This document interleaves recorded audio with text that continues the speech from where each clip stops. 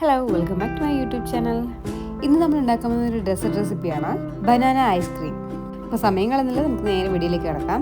അതിനായിട്ട് ഒരു 3 നേന്ത്രപ്പഴം നല്ലോണം പഴുത്തതാണ് എടുത്തിരിക്കുന്നത്.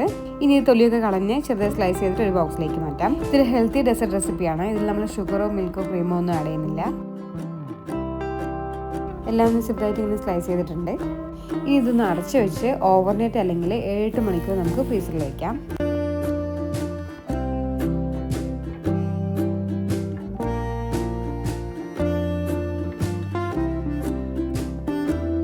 ഞാനിത് ഓവർനൈറ്റാണ് വെക്കുന്നത്. നെക്സ്റ്റ് ഡേ ബനാന നോക്കുമ്പോൾ നല്ല ഫ്രോസായി വന്നിട്ടുണ്ട്. ഫ്രോസൺ ബനാന ഇവിടെ റെഡി ആയിട്ടുണ്ട്. ഇനി നമുക്ക് കാഷ്യൂ മിൽക്ക് റെഡി ആക്കണം. അതുവരെ ഇത് ഫ്രീസറിൽ തന്നെ ഒന്ന് സൂക്ഷിക്കാം. ഞാനിവിടെ എടുത്തിരിക്കുന്നത് ഒരു 15 കാഷ്യൂ ആണ്. മധുരത്തിനായിട്ട് 4 ഡേറ്റ്സ് ആണ് എടുക്കുന്നത്. ഇത് രണ്ടൊന്ന് സോക്ക് ചെയ്തെടുക്കാം. 1/2 ഗ്ലാസ് വെള്ളം ഒഴിച്ചിട്ട് ഒരു 10-15 മിനിറ്റോളം സോക്ക് ചെയ്തെടുക്കാം. നല്ല സോഫ്റ്റ് ആയിട്ടുള്ള ഡേറ്റ്സ് ആണെങ്കിലും കുഴപ്പമില്ല, പക്ഷെ കുറച്ച് ഇത് ഹാർഡ് ആയതുകൊണ്ടാണ് ഞാൻ ഇങ്ങനെ സോക്ക് ചെയ്യാൻ വെക്കുന്നത്.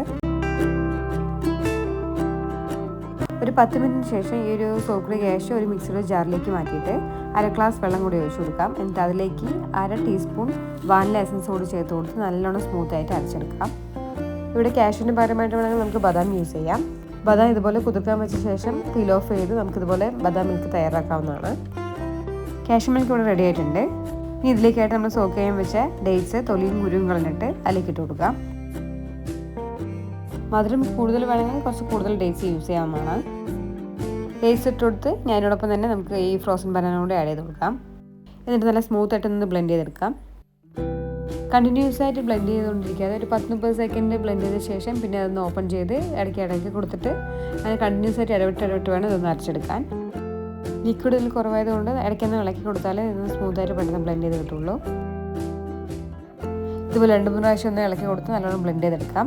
ഈ ഒരു പ്രോസസ്സ് ഇതൊന്ന് ക്രീമി ആൻഡ് ജ്യൂസി ആയി വരുന്നവരെ കണ്ടിന്യൂ ചെയ്യാവുന്നതാണ്.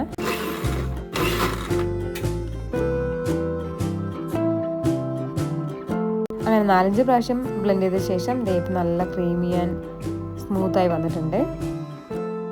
ഇനി അതൊരു ജാറിലേക്കോ അല്ലെങ്കിൽ ഇതുപോലെ ഒരു പാത്രത്തിലേക്കോ ഒഴിക്കാവുന്നതാണ്. ഞാൻ കുറച്ച് ഒഴിച്ച് കൊടുത്തതിന് ശേഷം അതിലേക്ക് കുറച്ച് നട്ട്സ് കൂടി ഇട്ട് കൊടുക്കുന്നുണ്ട്. കുറച്ച് പിസ്ത ബദാം ചെറുതായി സ്ലൈസ് ചെയ്താണ് ഇട്ട് കൊടുക്കുന്നത്. ഇതൊരു ഓപ്ഷണൽ മാത്രമാണ്.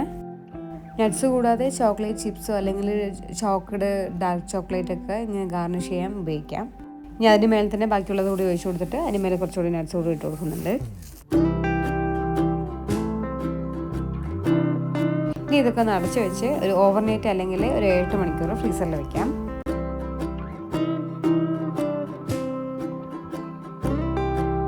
അങ്ങനെ ഒരു 8 മണിക്കൂറിന് ശേഷം എടുത്ത് നോക്കുമ്പോൾ നമ്മൾ creamy and thick banana ice cream ഇവിടെ റെഡി ആയി വന്നിട്ടുണ്ട്. അപ്പോൾ ഇത്രയേ ഉള്ളൂ. കുറച്ച് ഇൻഗ്രീഡിയൻസ് യൂസ് ചെയ്തുകൊണ്ട് മാത്രം ഒരു അടിപൊളി ബനാന ഡെസേർട്ട് ഇവിടെ റെഡി ആയിട്ടുണ്ട്.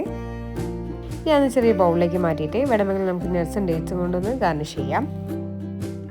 വളരെ ഹെൽത്തിയും ടേസ്റ്റിയുള്ള ഒരു ഡെസേർട്ട് റെസിപ്പി എല്ലാവർക്കും ഇഷ്ടമാണെന്ന് വിചാരിക്കുന്നു. ഇഷ്ടമായാലും നിങ്ങളൊന്ന് ട്രൈ ചെയ്ത് നോക്കണേ. അതിനോടൊപ്പം നിങ്ങളുടെ വിലപ്പെട്ട അഭിപ്രായങ്ങളും നിർദ്ദേശങ്ങളും ഈ ഒരു വീഡിയോയുടെ കമൻറ്റ് ബോക്സിൽ അറിയിക്കാൻ മറക്കല്ലേ. അടുത്തൊരു വീഡിയോയുമായി വീണ്ടും വരാം. Thanks for watching.